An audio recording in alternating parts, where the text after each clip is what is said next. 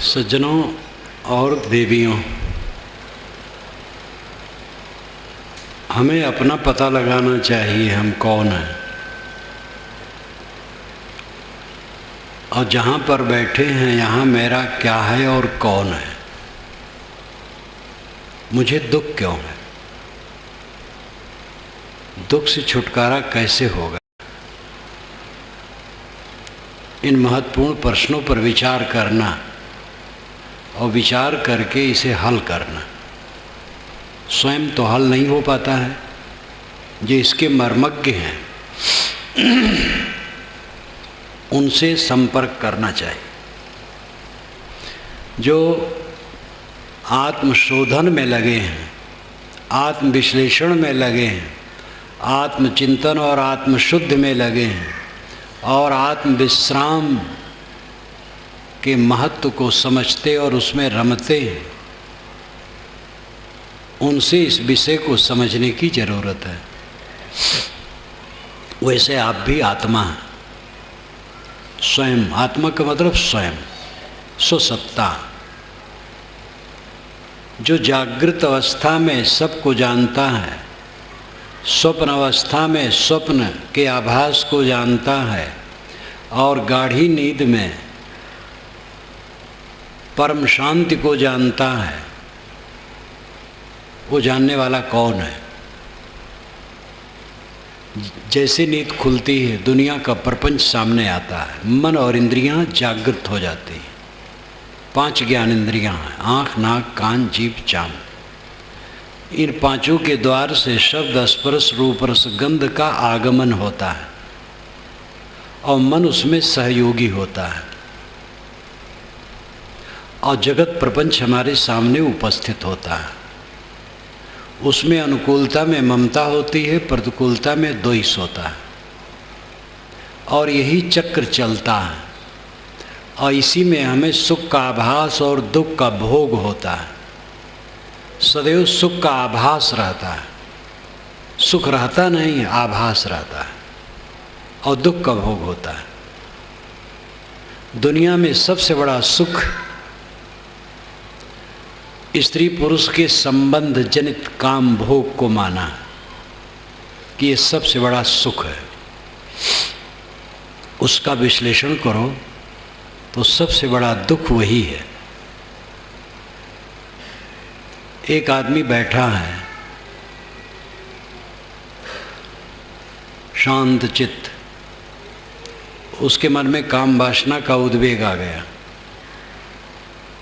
और उसका अभाव नहीं कर सका तो व्याकुल हो जाता है। अगर पुरुष है तो उसे स्त्री चाहिए, स्त्री है तो पुरुष चाहिए और ये दुर्लभ है हर समय मिलना। मिल जाए तो क्षीण होता है, मलिन होता है। उद्वेगित हुआ, क्षीण हुआ, मलिन हुआ, पीछे पछताया। वासना बढ़ी, तृष्णा बढ़ी, चित्त भटका, आत्मा से हट करके अनात्मा में लगा। कौन सा सुख हुआ? और इसी सुख के पीछे सारा दुख निमंत्रित हुआ। जो सबसे बड़ा सुख माना है, स्वाद का सुख, स्वाद के सुख में पड़ करके भोजन करते समय गला तक खा लिया। अब उठते बैठते नहीं बनता है, लेटते नहीं बनता है, बात करते नहीं बनता है, सुख से रह नहीं मिलता है। क्या सुख मिला? ऐसे सभी विषयों के विषय में समझिए। विषयों में उलझ उलझ करके जीव दुख भोगता है। जागृत अवस्था का यह प्रपंच है। इसी में ज़्यादा जहाँ लोभ होता है, अहंकार होता है, वहाँ क्रोध होता है, कटुवचन होता है और बढ़ता है तो मारामारी होती, हिंसा, हत्या होती, सामूहिक हत्या होती, गबन होता है, दूसरे के धन का अपहरण होता है। ये सब चलता है। जागृत में आदमी चैन से नहीं रहता है। क्यों? क्योंकि उसने जो कमाई की है वो विषय वासना की है। जो चोरी करते हैं, हत्या करते हैं, व्यभिचार करते हैं, लूटते हैं, दुराचार करते हैं, वे भयंकर अपराधी हैं, बहुत दुखी रहते हैं। जो ऐसा नहीं करते हैं, कमाते खाते हैं, कमाने खाने में थोड़ी बेईमानी कर लेते हैं,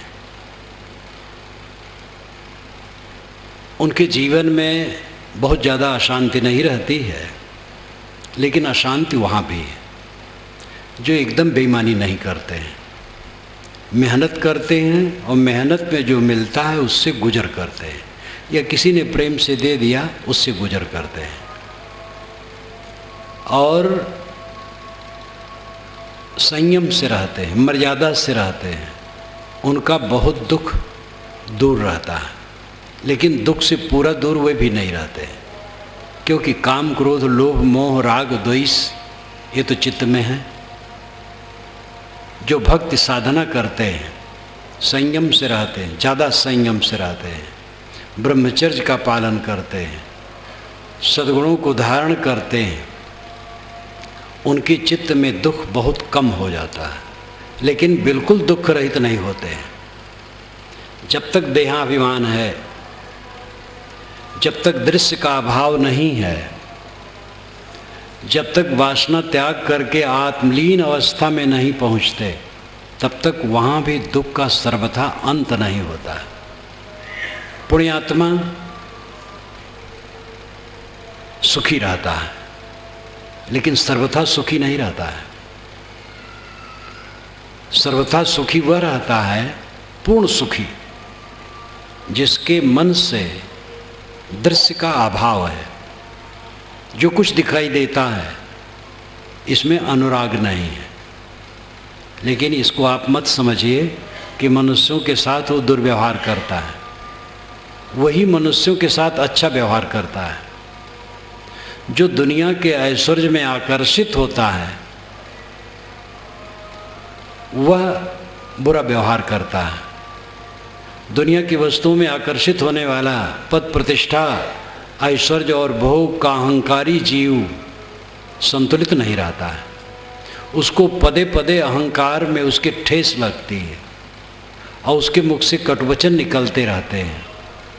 संयमी होने पर भी वो संतुष्ट नहीं हो सकता है। पूर्ण सुख, पूर्ण आनंद की प्राप्ति के लिए अहंकार का पूर्ण विसर्जन अत्यंत आवश्यक है। आप शुद्ध बुद्ध चेतन हैं, देह नहीं है, प्राण नहीं है, मन नहीं है, बुद्धि नहीं है। ये सब औजार हैं, प्राकृतिक औजार हैं, जीवन में काम करने की चीज़ें हैं। इनसे अपने आप को अलग समझिए। आप में जगत प्रपंच नहीं है। गाढ़ी नींद में आपको जगत प्रपंच कहाँ रहता है? गाढ़ी नींद में कोई क्लेश नहीं रहता है, लेकिन वो अवस्था जन्य है, बोध जन्य नहीं है। नींद खुली तो फिर दुख शुरू हो जाता है। जो जागृत अवस्था में रहते रहते सारे दृश्यों का अभाव कर देता है। दृश्य का मतलब है जड़ प्रपंच, जगत। दृष्टा और दृश्य दो तत्व हैं। दृष्टा आत्मा है, दृश्य जड़ जगत है। सारे दृश्य का जो अभाव करता है, कुछ मेरे में नहीं है, कुछ मेरा नहीं है, कोई मेरा नहीं है, यही परम सत्यता है। ये परमार्थ है। व्यवहार क्या है? आप मेरे हैं, मैं आपका हूँ, और ये दोनों जीवन भर चलता है। जिसका पारमार्थिक जीवन होता है, व्यवहारिक जीवन उसका मधुर होता है। जिसका परमार्थ जितना कम होता है, व्यवहारिक जीवन कट होता है। जो जितना देहाभिमानी होगा, विषयों की लालसा वाला होगा, पद प्रतिष्ठा, सम्मान, पूजता, प्रतिष्ठा की लालसा वाला होगा, उतना ही वो कट होगा, उतना ही वो दूसरे के साथ दुर्व्यवहार करेगा। जो जितना निर्मानी, निष्कामी, निर्मल होगा, वो उतना मक्खन सरीखा होगा। उसकी वाणी मधुर, उसके बर्ताव मधुर, उसका सुख अनंत है। हर आदमी को जीवन गुजर का काम करना चाहिए अपनी अपनी श्रेणी के अनुसार। जीवन गुजर के लिए थोड़ी चीज़ें चाहिए। हम ठाट बाट में फंस जाते हैं। बहुत ऐश्वर्य के भूखे हो जाते हैं और अपने को खो देते हैं। सारा संसार ये नहीं समझ पाएगा। जो समझ पाएं वो ये काम करें। अंतर्मुख हुए बिना किसी को शांति नहीं मिल सकती है, और बाहर की इच्छा रखने वाला अंतर्मुख नहीं हो सकता है। विषयों की इच्छा, सांसारिक महत्वाकांक्षाएं अंतर में प्रविष्ट होने में भयंकर वैरियर है। जो आंतरिक स्थित, आंतरिक शांति, आंतरिक स्वराज्य और साम्राज्य, स्वर्ग वैकुंठ और जन्नत चाहता है, वह बाहर से उदास हो। हजरत मोहम्मद ने भी कहा हदीस में, जो कम बोलता हो और दुनिया से उदास रहता हो, उसके पास बैठो, उससे आत्मिक रोशनी मिलेगी। जो साधक होगा वही ये कहेगा। चाहे कोई सगुण उपासना करे, निर्गुण उपासना करे, साकार उपासना करे, निराकार उपासना करे, विषयों के प्रपंच से अपने को मुक्त किए बिना सफल नहीं होगा। किसी उपासना में बाधा तो विषय वासना है, आसक्ति है, मोह ममता है। विषयासक्ति, मोह ममता ये व्यवहार नहीं है, तो व्यवहार को खराब कराने वाला है। व्यवहार तो है मनुष्यों के साथ प्रेम और अन्य जीवों के प्रति भी करुणा। मनुष्यों के साथ प्रेम का बर्ताव करो और अन्य जीवों के लिए भी करुणा का बर्ताव करो। चलते फिरते जितने जीव हैं, किसी को तकलीफ देने की इच्छा ना हो। ईश्वर और देवता के नाम पर मासूम प्राणियों को काटना समझदारी नहीं। ये पूरा काल का संस्कार है, जंगली युग का। इसका संवरण होना चाहिए, इसका त्याग होना चाहिए। एक सामान्य सज्जन व्यक्ति भी किसी निरपराध प्राणी की छटपटाहट को देख करके सह नहीं सकता है। या तो रोकेगा या हट जाएगा। फिर ईश्वर और देवता निरपराध प्राणी की हत्या देखे और खुश हो, ये कोई समझ की बात नहीं है। ऐसा कभी संभव नहीं है। ये जंगली युग की देन है, इसको त्यागना चाहिए। अन्य प्राणियों पर भी करुणा होनी चाहिए, मनुष्य के प्रति प्रेम होना चाहिए। प्रेम तब होगा जब स्वार्थ घटेगा। राम को स्वार्थ नहीं था। शाम को बताया गया राजगद्दी, सुबह दिया गया 14 बरस का कठोर वनवास। उसमें शर्त थी कि राम किसी बस्ती और नगर में न जाएं, किसी की दी हुई चीज़ न खाएं, स्वयं उपार्जित करके खाएं, जंगल में झोपड़ी बना के रहें। इस कठोर नियम को सुन करके श्री राम के मन में शोक नहीं हुआ। ये वाल्मीकि रामायण में लिखा है। जब उन्होंने सुना वनवास, जब दशरथ के पास पहुँचे, सुमंत बुलाने आए, तभी उनको सांप छू गया कि लगता है कुछ गड़बड़ है। जब पहुँचे तो दशरथ बिहबल।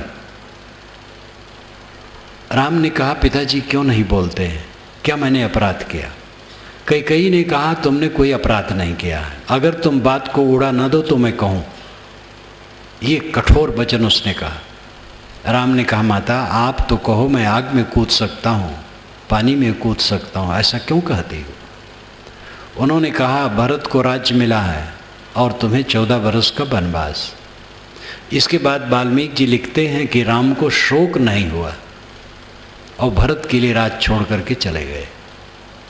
भरत को राज्य मिल गया, लेकिन उन्होंने भोग नहीं किया, राम के चरणों में अर्पित किया। जब वे नहीं गए तो उन्होंने राज्य का पालन किया, राज्य की सेवा की, भोग नहीं किया।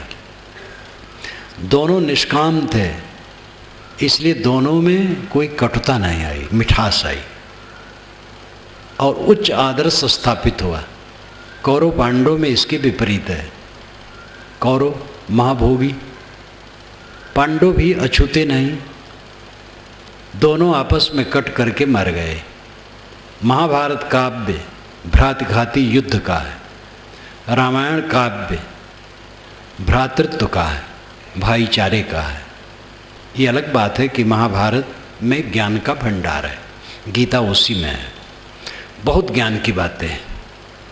लेकिन ऐसे महाकाव्यों में तो अतिशयोक्तियाँ भी खूब होती हैं, प्रपंच भी खूब होता है। वाल्मीकि रामायण में भी है, महाभारत में भी है। अतिशयोक्तियाँ और चमत्कार तो छोटी छोटी पुस्तकों में धार्मिकों की हुआ करती हैं, क्योंकि आगे चल करके कुछ तो अतिशयोक्तियाँ होती हैं। काव्य रस रहता है उसमें। कभी लोग लंबा चौड़ा हाँकते हैं, लेकिन ज़्यादातर धार्मिक लोग अपने को चमत्कारी सिद्ध करने के चक्कर में बहुत रहते हैं, क्योंकि सच्चा धर्म हट जाता है। उनके दिमाग में रहता है धन और जन कितना बढ़े, और धन और जन की इच्छा जहाँ हुई बिना चमत्कार पकड़े संभव नहीं। 2 नंबर के धंधे से धन बढ़ता है, लोग कहते हैं। 2 नंबर के धर्म प्रचार से धर्म बढ़ता है। वो धर्म क्या है? पब्लिक की भीड़ और पैसा, ये बढ़ता है। 2 नंबर का धर्म क्या है? हमारे गुरुजी आकाशगामी हैं, जो चाहो सो कर दें, निपुत्री को पुत्र दे दें, रोगी का रोग काट दें, और जो कुछ चाहें कर सकते हैं, असंभव को संभव बना दें। आज के युग में पढ़े लिखे लोग अष्ट सिद्धि को सही मानते हैं। लक्ष्मा गरिमा अपराध प्राकाम्य इत्यादि, मच्छर जैसा हो जाना, हाथी जैसा हो जाना, यहीं बैठे बैठे दुनिया के समस्त क्षेत्रों की बातों को, चीज़ों को देख लेना, पृथ्वी के अंदर में उसी प्रकार प्रवेश करना जैसे पानी में, जवान हो जाना, बूढ़ा हो जाना, आकाश में उड़ जाना, ये सब का सब टोटली झूठ है। कभी कुछ नहीं होता है, सब कभी नहीं हुआ है, वो कभी नहीं होगा, किताबों में लिखा है। उसको मानने वाले बताते हैं पहले से होता था, आगे भी हो सकता है, केवल वर्तमान में नहीं होता। तो पहले ऐसा होता था, वो तो मरा हुआ है, और आगे वाला तो कभी आने वाला नहीं है, क्योंकि अगला दिन जब आएगा तो भी वर्तमान हो जाएगा, फिर आगे तो और सरक जाएगा। भविष्य कभी सामने आता ही नहीं है। तो ये जो चमत्कारी बातें ये पहले होती थी और आगे हो सकती हैं, वर्तमान में हम दिखा नहीं सकते। जोगी बाबा लोग सब कुछ जानते थे, तेल पेट्रोल का पता लगा करके कहीं बताए हैं? रत्नों की खान कहीं बताए हैं? चोर बदमाश तकलीफ देते कहीं बताए हैं? भारत में कई जगह आतंकवाद है और छिपे हुए बदमाश पर्वतों में बैठे हैं, ये बाबा लोग क्यों नहीं बता देते? अमुक जगह है, पुलिस जाके पकड़ लावे। सिद्धि का अर्थ है क्रोध रहित होना, काम रहित होना, वासना तृष्णा से रहित होना, आत्मसंतुष्ट होना, आत्मतृप्त होना, प्रेम की गंगा बहाना, द्वेष का नहीं, घृणा का नहीं, ईर्ष्या का नहीं। ये न सोचना अगला व्यक्ति क्या करता है, हम क्या करते। अगले ने कटु कहा, उसकी समझ जैसी हम कटु न कहा। दूसरे के दोषों को याद करते रहना, उसने हमें ऐसा कहा, ये साधना का रास्ता नहीं। सबके अंदर में जहर है और अमृत है। अमृत तो ज़्यादा दबा है, जहर ही उभरा रहता है। दया, क्षमा, संतोष, शील, विचार, विवेक, वैराग, भक्ति, ये सब अमृत हैं, और ये सब के अंदर में बीज रूप में हैं। क्रोध, काम, लोभ, मोह, द्वेष, ईर्ष्या, घृणा, परनिंदा इत्यादि के बीज भी सब में हैं। लेकिन विकसित ये दुर्गुण रहते हैं, सद्गुण दबे रहते हैं, क्योंकि आदमी भोग परायण, अहंकारी है, लिपटा है विषय वासना में।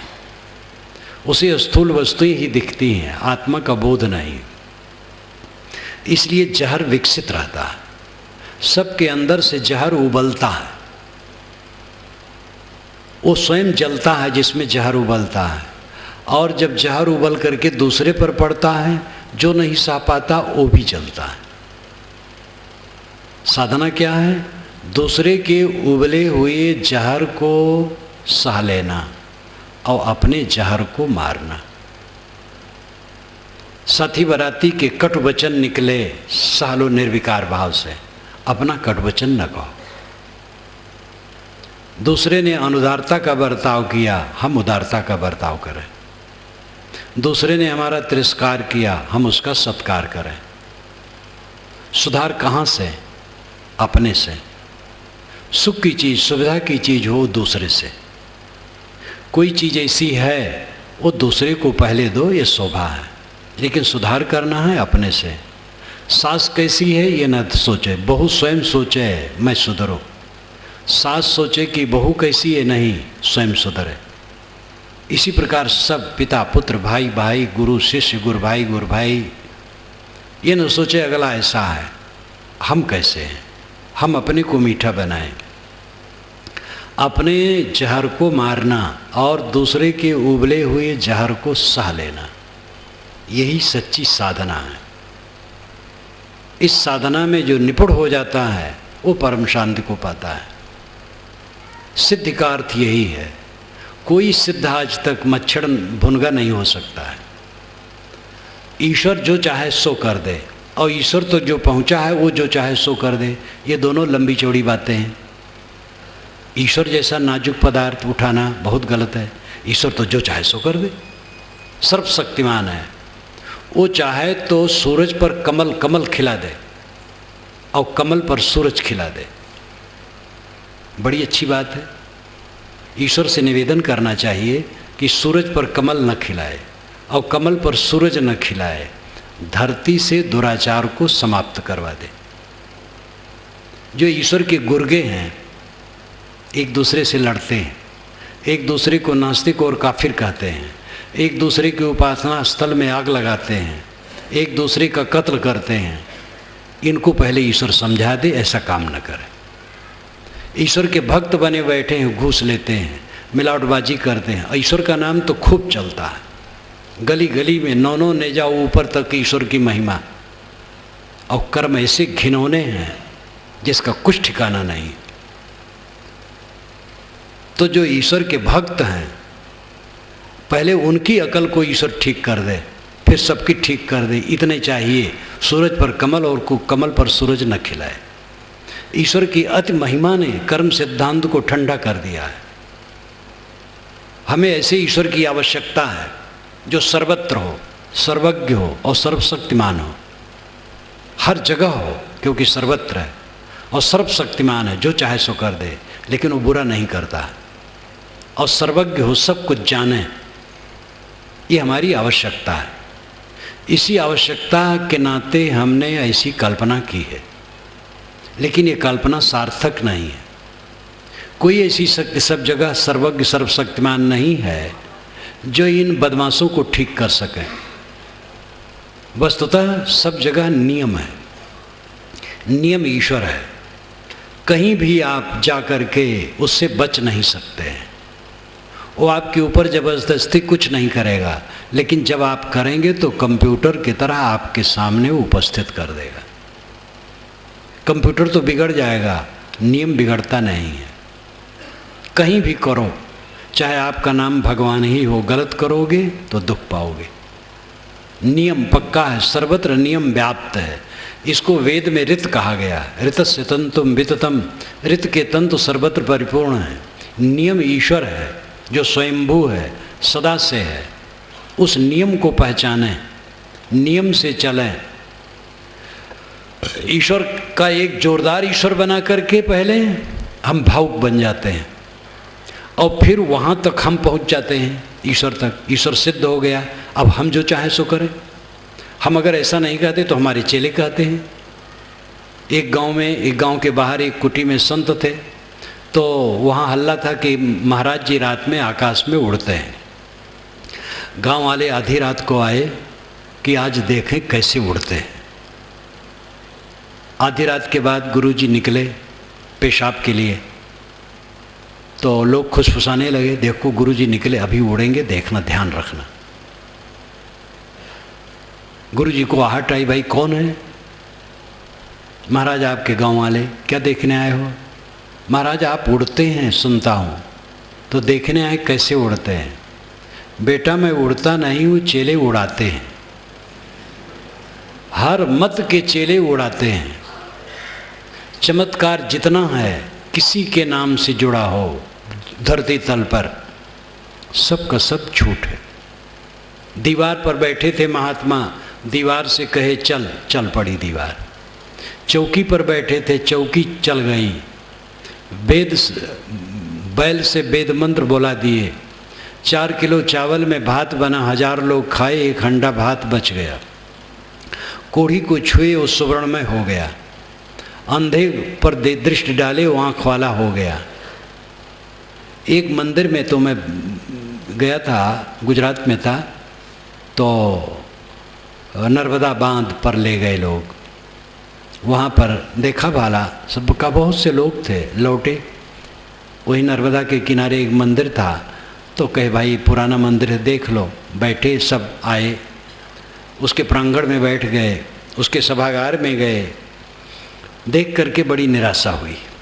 चारों तरफ चमत्कार का चित्रण था। मैंने कहा क्या धर्म की जगह पर सबसे ज़्यादा झूठ बोलने का ठेका है? जहाँ धर्म कहा जाए वहीं सबसे ज़्यादा झूठ बोला जाए। अगर आपको झूठ बोलने की प्रतियोगिता आयोजित करनी है तो धार्मिकों को बुला लीजिए, एक से एक बढ़ करके झूठ बोलेंगे। सारे चमत्कार बिल्कुल निरर्थक हैं, अनर्थक हैं। सिद्धि है चित्त की निर्मलता, चित्त की शांति, जो दुर्लभ है, बिरले कर पाते हैं। विद्वान बहुत हैं, धनवान बहुत हैं, प्रतिष्ठित बहुत हैं, गुरु बाबा भी बहुत हैं, महामंडलेश्वर और जगत गुरु हैं, विश्व गुरु भी हैं और ब्रह्मांड गुरु भी हैं। मुझे खुशी है, ब्रह्मांड गुरु मेरे मित्र हैं, वो दिल्ली में रहते हैं, कई वर्ष वहाँ नहीं मिले। तो ये सब गुरु हो सकते हैं और बहुत बुद्धि में कुशल हो सकते हैं, जगत को रिझा सकते हैं। मन निर्मल हो, प्राणी मात्र के प्रति हमदर्दी हो, करुणा हो, संयम हो, शील हो, चित्त में शांति हो, सुख से सोता हो, सुख से जागता हो, सुख से जीता हो और सुख से मरता हो, वो धन्य है, वही सिद्ध है। सिद्ध का मतलब है सारे विकारों से मुक्त हो जाना, मन की मलिनताओं से, वाणी की मलिनताओं से और इंद्रियों के दुष्कर्मों से निवृत्त होकर के बिल्कुल शुद्ध बुद्ध हो जाना, ये सिद्धि है। चमत्कार सिद्ध नहीं है, चमत्कार तो ठगी है, बेईमानी। इन बातों से सावधान रहो, इस पर चिंतन मनन करो। मैं कहता हूँ मान न लो, चिंतन मनन करो, सोचो। पढ़े लिखे लोग खूब भटके। गणेश जी को दूध पिलाना हुआ तो डीआईजी, आईजी सब की लाइन लग गई, जज की सबके। गणेश जी कहीं दूध पीते? पत्थर की मूर्ति दूध पीती है? इतनी भी अकल नहीं, इतनी भी समझ नहीं। आज के युग में समझ तब तक नहीं होगी जब तक हमें झूठा प्रलोभन और भ्रांति है। निर्भ्रांत होने की आवश्यकता है। कर्म जो हमारे जीवन में होते हैं उसका दायित्व तो हमारे ऊपर है। कर्म हमसे कोई करवाता नहीं है। ये भी बहुत हल्ला है, ईश्वर जो चाहे वही होता है। हम कठपुतली हैं, ईश्वर सूत्रधार है, कहने में अच्छा लगता है, लेकिन क्या इसका आपने विश्लेषण किया है? आप शराब पीते हैं, ईश्वर ने पिलाया है। जुआ खेलते, ईश्वर ने पिलाया है। अच्छे कर्म जो होते हैं मनुष्यों से, उसका तो समाधान है, ईश्वर करवाता है। और बुरे कर्म होते हैं वो कौन करवाता है? वो भी ईश्वर करवाता है, क्योंकि वही सूत्रधार है। आप कठपुतली हैं। आप कठपुतली हैं तो सत्संग की क्या आवश्यकता है? क्योंकि कठपुतली सुधरती नहीं, बिगड़ती नहीं। आप कठपुतली नहीं हैं, आप सूत्रधार हैं। मन, वाणी और इंद्रियों के सूत्रधार आप हैं। आप अपने कर्मों के कर्ता और विधाता हैं। आप स्वयं अपने को संभालें। जो आप सोचते हैं उसके आप जिम्मेदार हैं। जो आप बोलते हैं उसके आप जिम्मेदार हैं। जो आप करते हैं उसके आप जिम्मेदार हैं। ये हकीकत है और इसी को स्वीकार करके आदमी सुधर सकता है। सत्य को स्वीकार करके ही सुधर सकता है। भगवान का नाम भुनाने वाले तो खूब हैं। जब आदमी सोने चलेगा तो कहेगा भगवान अब तो ही रक्षक है, मैं सोने जा रहा हूँ।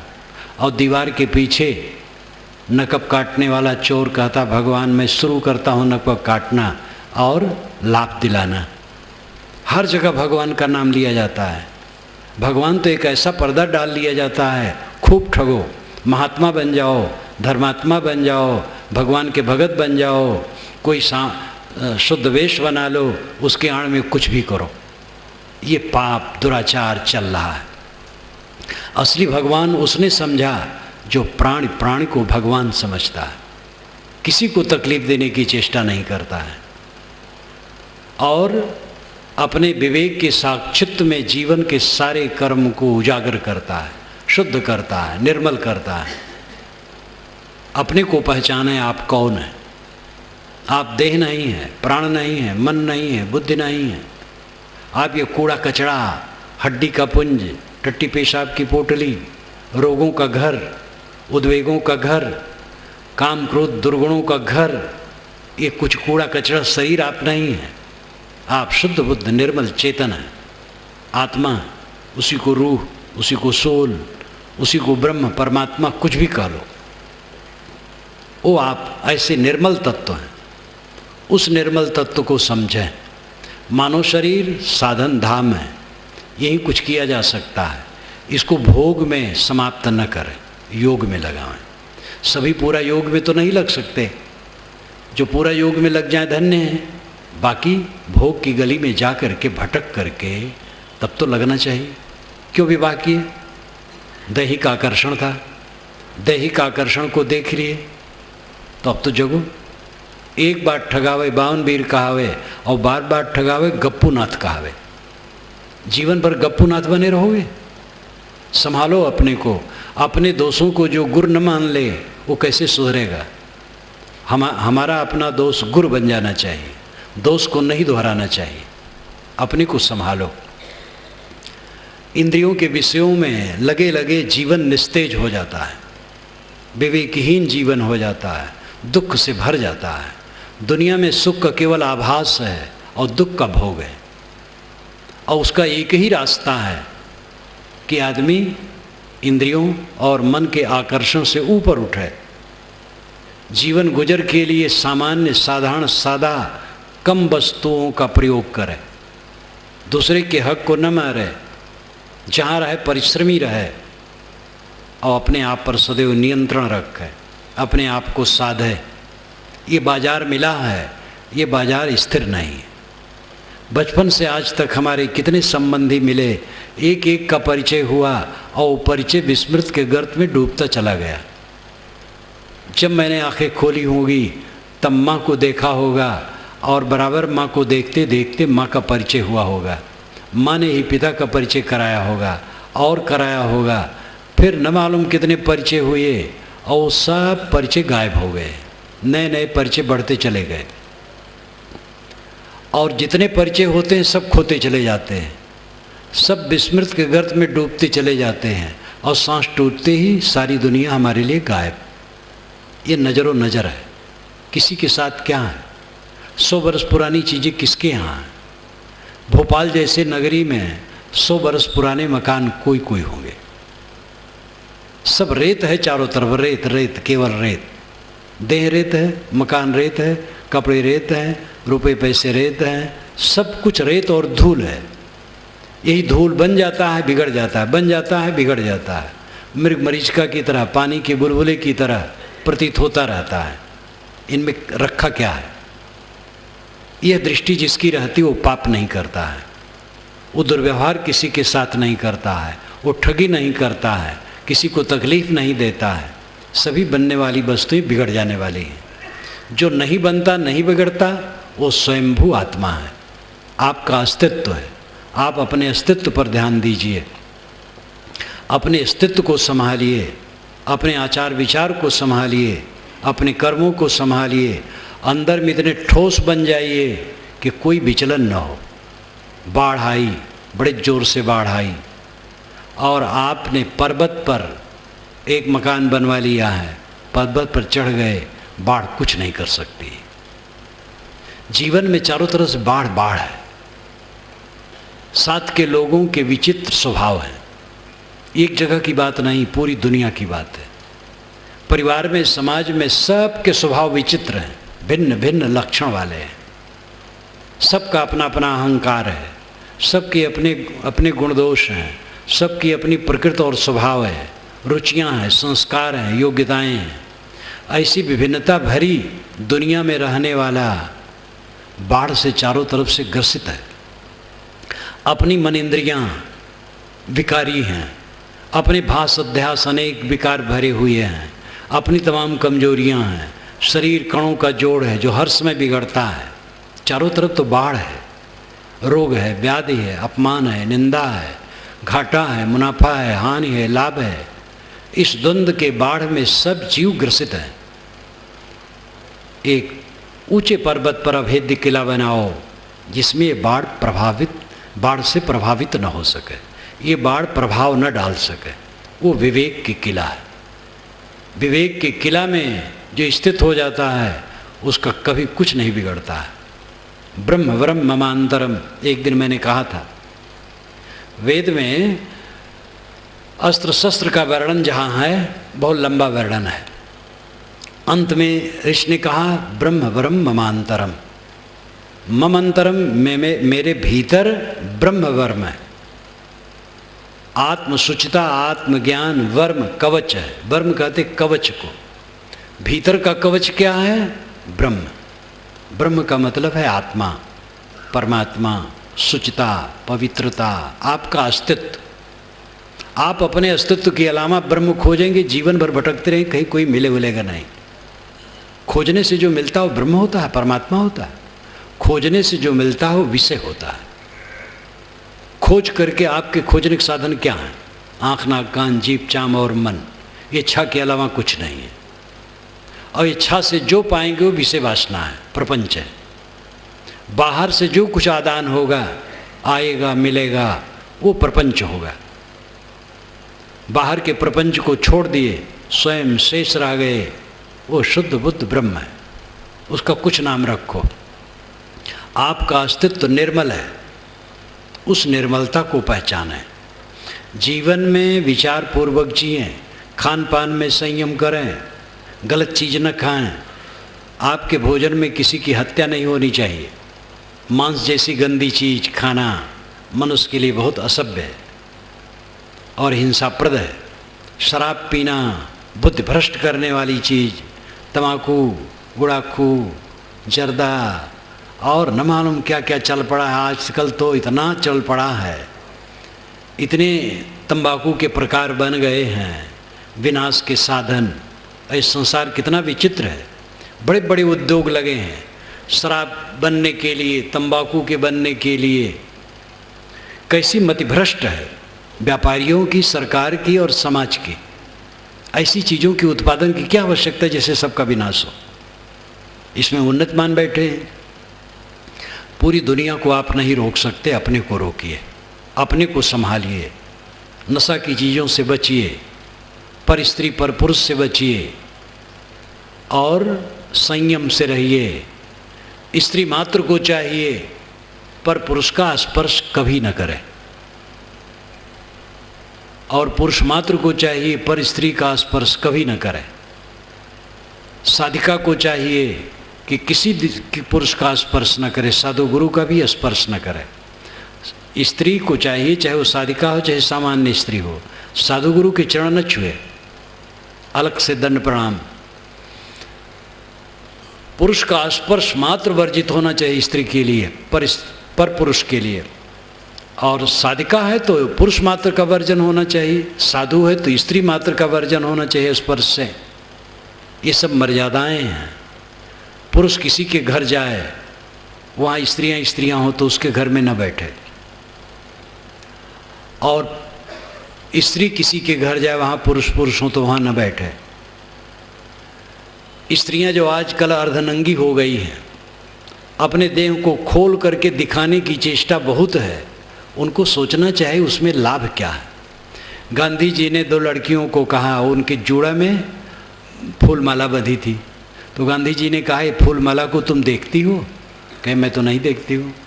तो कहे पीछे बांध रखी हो, दूसरे को दिखाती हो, तो इसमें दूसरे का प्रलोभन होगा और क्या होगा। जो स्त्रियां अपने अंग का प्रदर्शन करती हुई निकलती हैं, आखिर वो क्या करना चाहती हैं? पुरुष जब देखेगा, असंयत पुरुष अधिक हैं दुनिया में, तो वो उनके प्रति भोग की भावना के अतिरिक्त और क्या होगी। इसलिए ये जो अंग का प्रदर्शन है, और स्त्रियां आधी नंगी हो गई हैं। पुरुष तो गले से पैर तक ढके रहते हैं और स्त्रियां खुली खुली और नंगी होती चली जा रही हैं। ये कितना गलत है।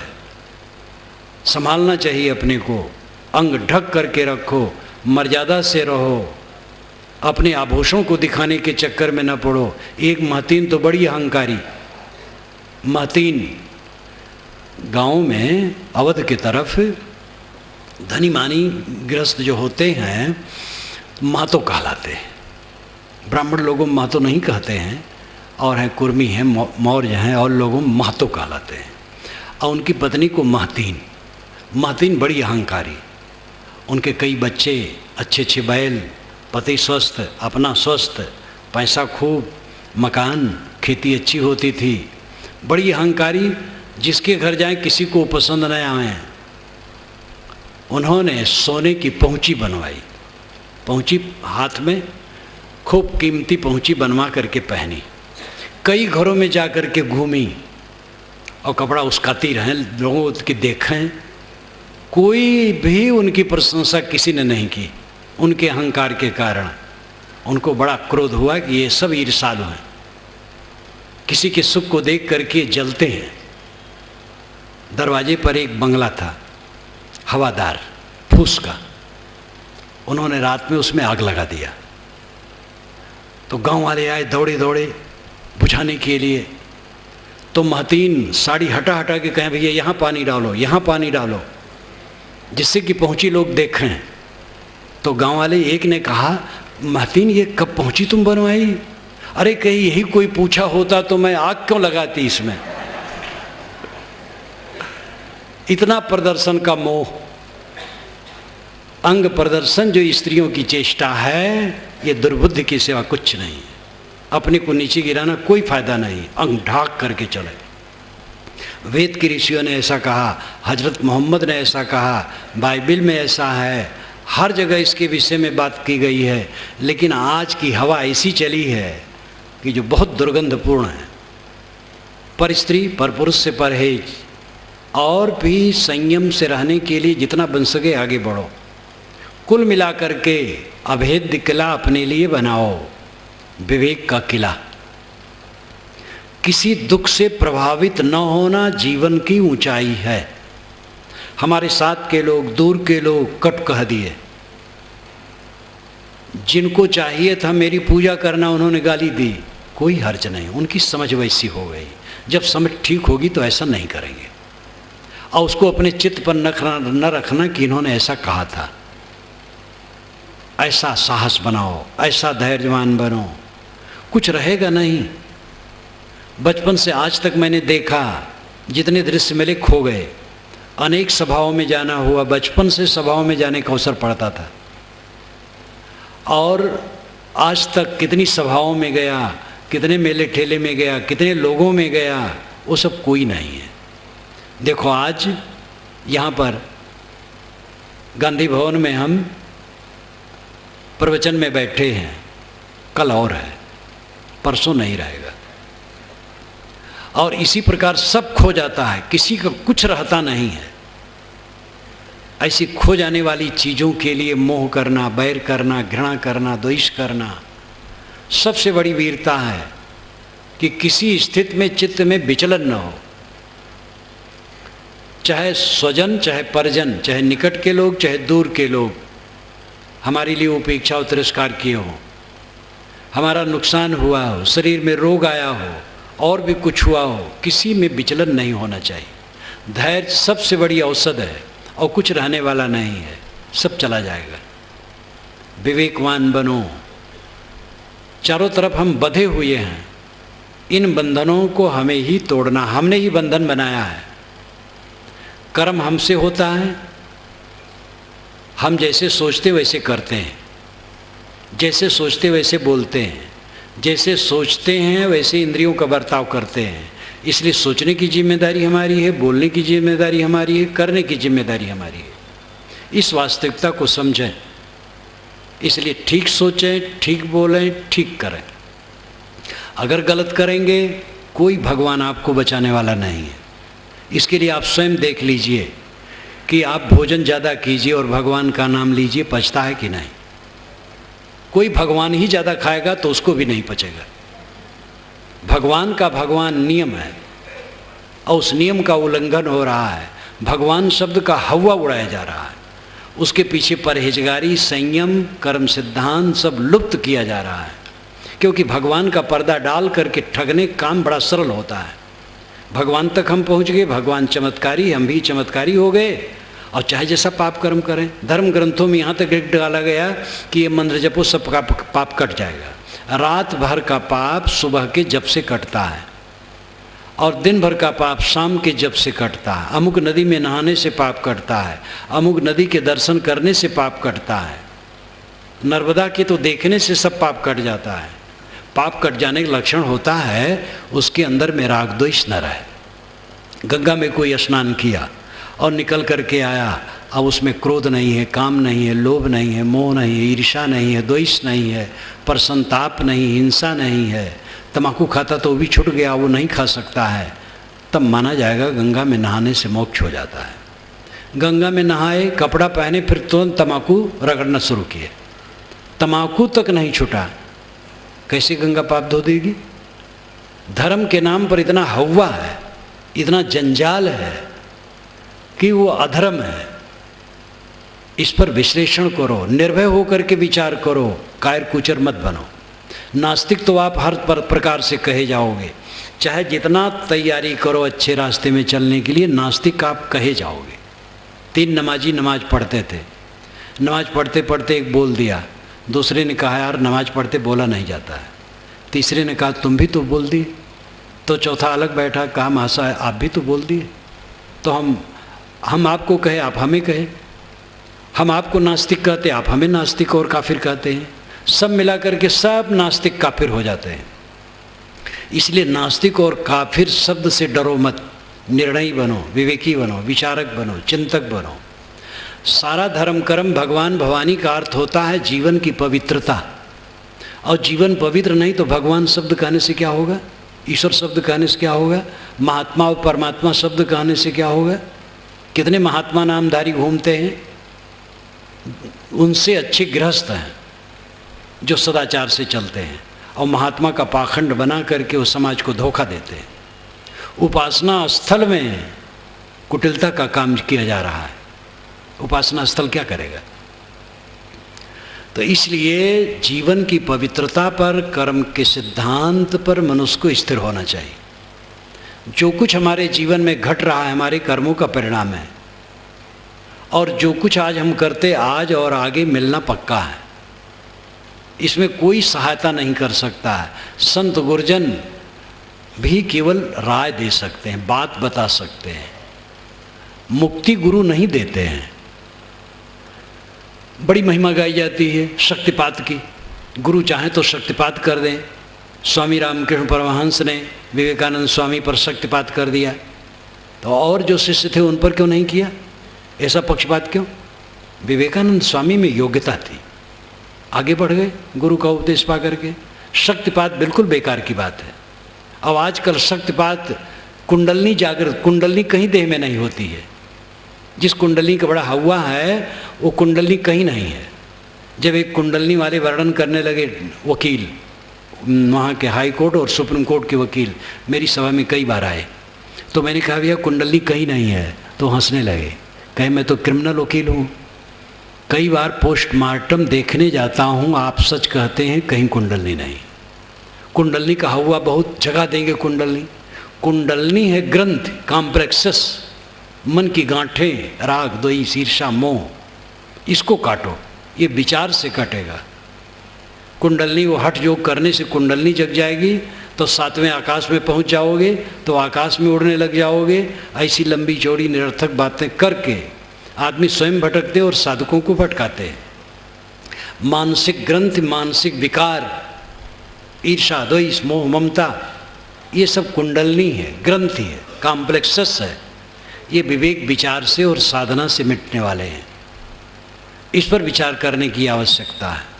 मन का पूरा निर्मल रहना, नींद खुले, मन में कोई झटका ना हो, किसी के लिए, पत्नी के लिए, बच्चे के लिए, माँ के लिए, बाप के लिए, गुरु के लिए, शिष्य के लिए, गुरुभाई के लिए, पड़ोसी के लिए, किसी के लिए मन में ईर्ष्या द्वेष कला झटका न हो।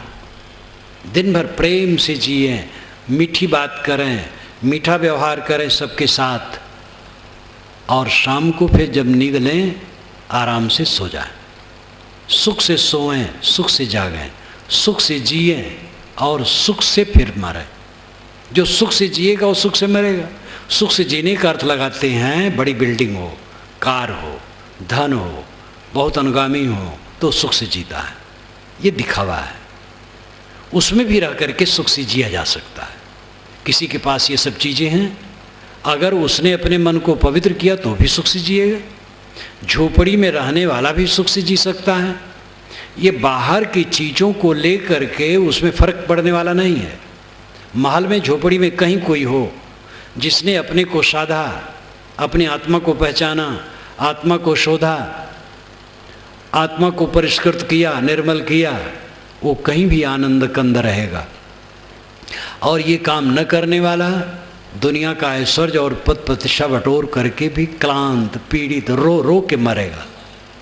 जितना संसार में अपना हम मोह माया फैलाएंगे, रो रो के मरना है, सब बिछुड़ना है। चारों तरफ चित्त की डोरी बांध बांध करके, खिंच खिंच करके, पीड़ा के सिवा क्या मिलने वाला है? आज तक क्या मिला है? ये चांटे खाते खाते हम लोगों के बाल पके हैं, समझ लो। ये चांटे लगे हैं तब पके हैं। इतने चांटे लगे कि उजले हो गए हैं, और इतने चांटे पर वे भी होश हवास नहीं है। सबसे बड़ी चांटे अपने दुर्गुणों के हैं। किसी ने कट कह दिया, हम बहुत दुखी हो गए, और अंदर से क्रोध उठ गया, काम उठ गया, मोह उठ गया, और अंदर अंदर रगड़ रहा है वो, और उसको हम बैरी नहीं मानते हैं। अंदर से जो घात हमारे ऊपर हो रहा है उसका होश हवास ही नहीं है। बाहर से कोई आधी जबान कह दिया, बड़ा माख मलाल, साल साल, 2-2 साल, 10-10 बरस सोचते उसने हमें कहा था, और अंदर में कब कब कुवृत्ति और कुवासनाएं उठ करके हमें रगड़ती हैं, इसका हमें ख्याल नहीं है, क्योंकि आत्मशोधन नहीं है।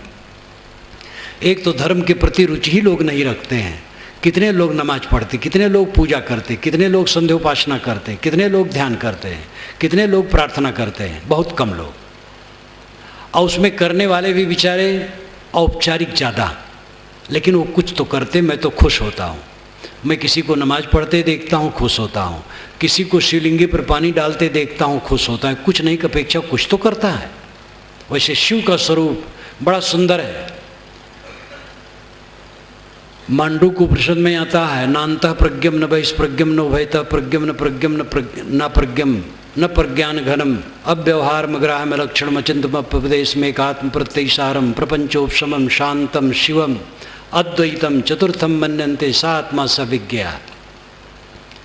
जब इस अवस्था में साधक पहुंच जाता है, नान्तः प्रज्ञम, भीतर कुछ नहीं जानता है, न बहिष्प्रज्ञम, बाहर कुछ नहीं जानता है,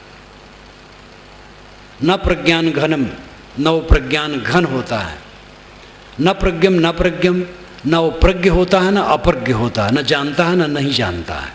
वो अव्यवहार होता है, अग्राह्य होता है, अलक्षण होता है, अचिंत होता है। एक आत्म प्रत्ययसारम, एक आत्म अस्तित्व मात्र होता है। प्रपंचोपशमम, प्रपंच का वहाँ उपशमन होता है। प्रपंच यानी मन, मन शांत होता है। शिवम, ये शिव तत्व है। ये सब जो विरोधाभास के वचन आए हैं, ये सब कहने के यहाँ अवसर नहीं है। मैंने उपनिषद सौरभ में उसका विश्लेषण खुलासा कर दिया है। अर्थ यह है कि जब मन बिल्कुल निर्मल हो गया और आत्म अस्तित्व में साधक शांत हो गया, बका रह गया, बका पर किसी को ध्यान ही नहीं। एक सूफी संत ने कहा, लोग भागे जा रहे हैं चारों तरफ, बका पर किसी को ध्यान ही नहीं है। बका, अरबी में बका, संस्कृत में शेष। शेष साई विष्णु भगवान है, ये अलंकारिक है। शेष बचा हुआ, सारी वासनाओं को छोड़ दिया, अपने आप रह गया, शेष अवस्था है। इस अवस्था में जो स्थित है वो विश्व है, विश्व बाहर नहीं है। शिव आत्मा है, मंगलमय, कल्याणमय।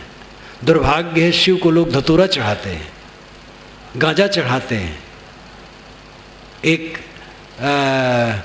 अभी मैं उत्तर प्रदेश और बिहार के कार्यक्रम में था, वैशाली क्षेत्र में था, और वैशाली क्षेत्र में तथागत बुद्ध का काफ़ी अवशेष है। और लेकिन वहाँ पर एक कुआं खोद रहा था आदमी, तो एक मंदिर मिल गया। तो उसमें शिव विष्णु ब्रह्मा सबकी मूर्ति चारों तरफ चेहरे हैं। तो वहाँ पहुँचा तो गड्ढा भी है, दिखाया। पुजारी आ गया, पुजारी को मैंने देखा। मैंने कहा आप गांजा पीते हैं?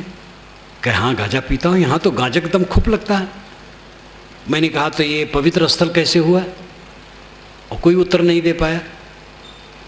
तो शिव जी को गजेड़ी भंगड़ी बना दिए हैं। शिव का अर्थ है ही मंगलमय। शिव संकल्प शुक्ल यजुर्वेद में 6 मंत्र में शिव संकल्प है, इतना सुंदर है, आप देखिए उसको। तो विकृतियां आगे आगे चल करके हो जाती हैं। हमें ध्यान देना चाहिए, अपने को पहचानो। आप परम पवित्र हो, आप में कोई दुख नहीं, संताप नहीं। अपने स्वरूप को न पहचान कर देह गेह में ममता करे, स्वप्न की चीज़ों में चिपक कर सारे विकार जीवन में पैदा होते हैं और वही विकार काटते हैं। आज काटते हैं, जन्मांतर में काटेंगे। इसी जीवन में रह करके सत्संग, स्वाध्याय, चिंतन मनन द्वारा मन के विकारों को काटो, इंद्रियों को, वाणी को संयमित करो, अपने में लौटो, अंतर्मुख बनो, विवेक का अभेद्य किला बनाओ। जीवन में कोई दुख आंच ना आने पाए। किसी के द्वारा ऑब्जेक्शन, तिरस्कार, दुख, पीड़ा, शरीर का रोग व्याधि या अंदर के दुर्गुण, ये सब कोई सता ना पाए। ये जीवन की सफलता है, ये सिद्धि है, ये धर्म है और यही धर्म की ऊंचाई है। इसको समझने की आवश्यकता है। मैं अपनी वाणी को विराम देता हूँ।